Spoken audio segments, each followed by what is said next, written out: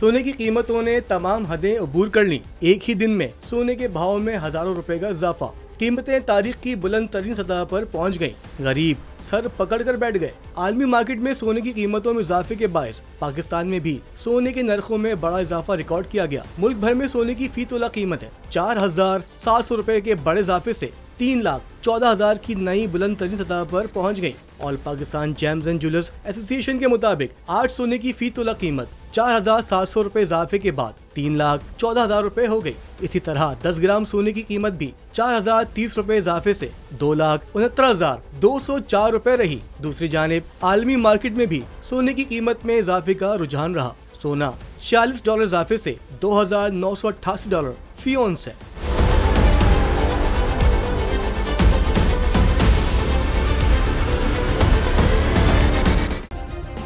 Subscribe करें और bell दबाएं ताकि कोई खबर रह न जाए।